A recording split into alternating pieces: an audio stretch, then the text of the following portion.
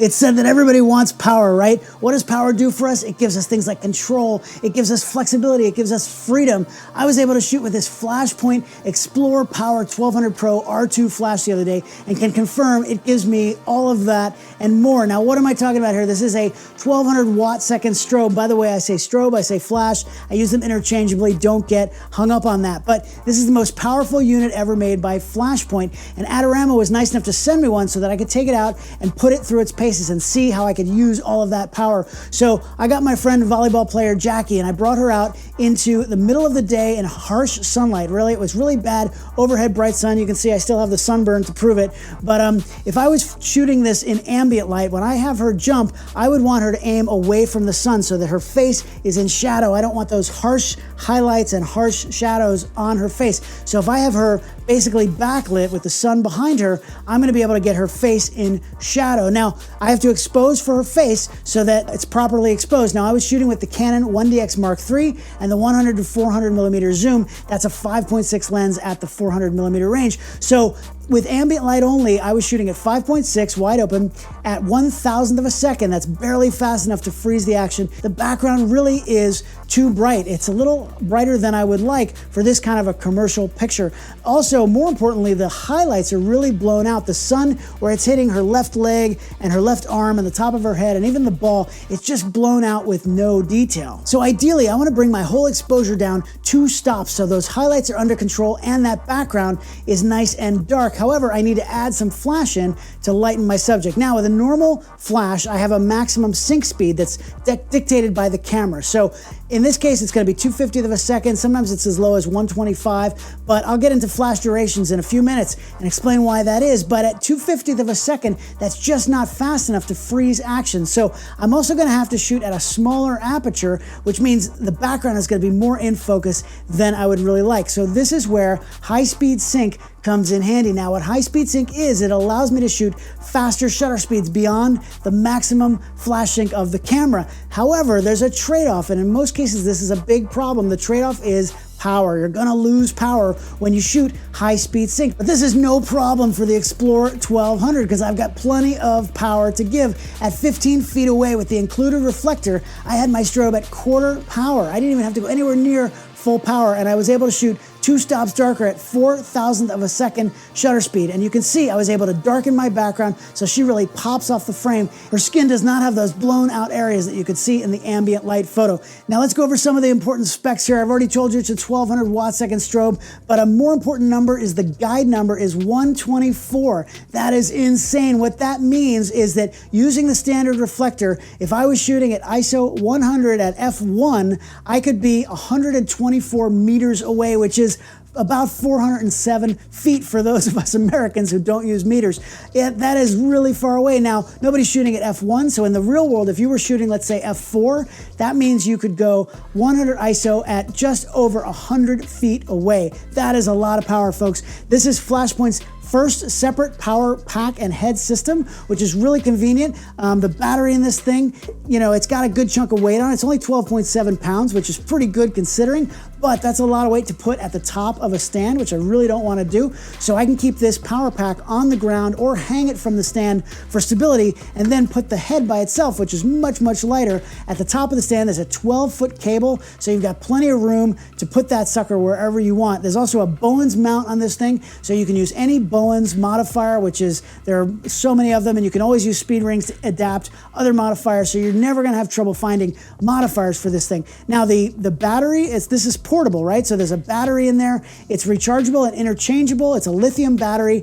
Listen to this, 5.2 amp hours at 36 volts. If you know anything about batteries, that's a lot of power. It charges in just about 2 hours and it's gonna give you 480 full power flashes. And of course, if you're shooting at less power than that, you're gonna be able to shoot all day long without ever running out of power. Now, if you're in the studio and you don't wanna worry about batteries, there is an optional AC adapter. Plus, Flashpoint very wisely made a 2.6 amp hour battery, which is half the power, which is still plenty of flashes on a single charge.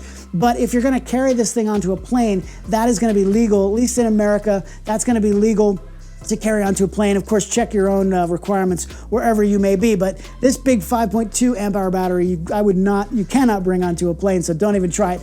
Now, what else? You can adjust the power all the way from full down to 256th power in 10th stop increments. So that gives you a lot of control, a lot of flexibility. Recycle time is just about 2 seconds at full power. At lowest power, it's 0.01 seconds. That means any camera burst mode that you're on is gonna have no problem keeping up with that. Flash duration, which I'm gonna talk about again a little bit more. I'm gonna show you how I did it later, but the flash duration can go all the way down to 10,860th of a second at lowest power, at 256 power. The best part is they indicate the flash duration right on the pack, so you can see what your duration is. You know if you're gonna be fast enough to freeze action or not, depending on what power you're shooting.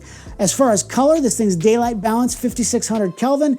There's a variance of plus or minus 200K, which isn't much at all, but if you do color critical work and really wanna make sure everything's exactly spot on, there is a stable color temperature mode that gives you a plus or minus 75K variance, which is gonna lock in your color, no problem. It has the Flashpoint R2 wireless system built in, so you don't need to buy a separate receiver. You just need the R2 transmitter. That's available for most camera brands. You'll have no problem getting that for just make sure you get the right one for your camera.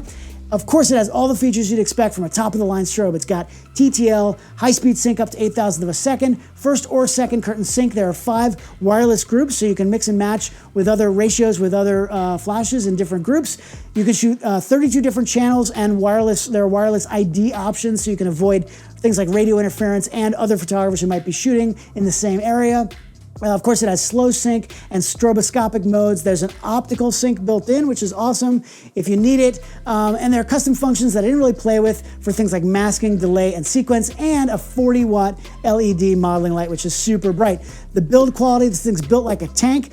I have no qualms about this thing lasting for a very long time. Plus, it comes in its own padded rolling case for easy transport. There's also another case inside just for the power pack with a shoulder strap, so you can put that thing on your stand or on your shoulder if somebody's carrying it for you. They were smart enough to put a window at the top so that you can actually keep it in the stand and still see all of your settings. So while I had this thing out, I wanted to do another shoot to show you how I could overpower the sun with a big lighting modifier. Jackie's sister Sammy was nice enough to sit for me for a portrait, and I brought up my 60-inch Photek SoftLighter. I had their mother Brenda on the assist with the Lastolite Halo reflector, holding it under her to bounce some light back in for fill, and I had the pack hanging from the stand with the Flashpoint water bottle weight bag on there. They're much easier to travel with than traditional sandbags. You put 4 water bottles in them and you can bring them anywhere and you get enough weight to hold down your stand. Now I'm going to tell you how what my thought process is here.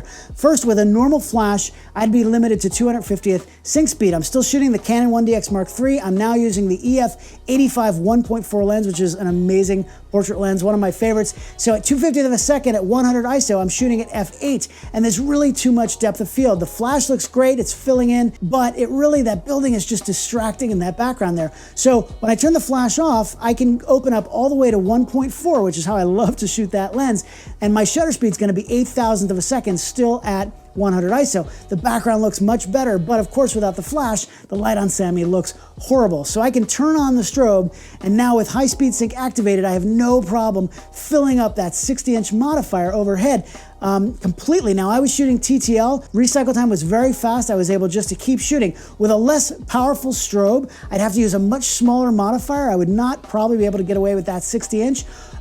Or I'd use none at all, and that light is just not going to be very pleasing. Plus, I'd have a slower recycle time because I'd have to be at full power, and I wouldn't be able to shoot fast enough. I was shooting with Sammy, I was capturing every expression that she gave me. I never worried about the flash recycling. It was just firing every single time. So really now you're asking me, who is this for? Who needs all this power? Really anyone who needs that kind of power and speed. People like wedding photographers. If you want to light up a large group of people or the dance hall at a reception, you're going to have no problem. Maybe you shoot big groups like school classes or corporate meetings, or if you're a stylized sports action photographer like me, you're going to need that power outdoors.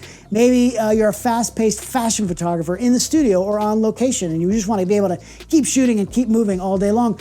Architectural photographers, if you're lighting an interior and you want to balance that light with the outdoor light, you need power to be able to compensate for that. Or really, just anyone who wants to work all day on location without having to think about battery power, this is going to be the strobe for you. One last thing before I let the family go, I wanted to do another shoot to show what I could do with fast flash durations. Now, in the studio where you can control your ambient light, you can bring the flash power all the way down to 256, right? And when you do that, the less power you shoot with, the faster the flash duration with this strobe. So at 256 power, your flash duration is going to be 10,860th of a second. That's crazy fast. So that's ideal for a fashion shoot, you know, in the studio where the model is moving or jumping or dancing, or even things like special effect photography like water splashing or balloons popping. With a lesser strobe, it would be difficult for me to show how flash duration works outdoors. We were outside, we were being safe with what's going on in the world today, so I didn't want to shoot indoors in the studio. But outdoors, it was with something less powerful, I would have trouble getting enough power to be able to do this. But I had no problem because I had so much power with this Flashpoint to work. I found a shady spot and had Jackie do some jumps for me. Now, I was able to go down to 16th power, even outdoors in the shade. The duration on the unit said it was 37/100th of a second at 16th power. That is plenty fast enough to freeze her, and I was able to catch her in midair without any motion whatsoever, which is exactly what I wanted to do. Now look, this Flashpoint XPLOR Power 1200 Pro R2 flash, it's a bit of a mouthful, but it is really, really versatile. Having that much power gives you so many options. It allows you to control the light, it gives you flexibility to shoot almost anything you can imagine, and it's gonna give you freedom to handle any situation because you can go all the way down to 256 or shoot full power. And really, at the end of the day, who doesn't want all of that power? Hey, listen, I'm David Bergman. Thanks so much. I hope you enjoyed this. Please check out the light. Also, I have one-on-one workshops. If you have photo questions that I can help you with, go to AskDavidBergman.com. I'm doing those over Zoom, so hopefully I can help you out to bring your photography to the next level. And I have a weekly show right here on Adorama TV called Ask David Bergman. Make sure you go to AskDavidBergman.com, ask a photo question there that might help everybody, and I will pick the best ones to answer on future shows. Thanks so much for joining me. Check this thing out. There's going to be links down below for everything. I'll see you back here next time.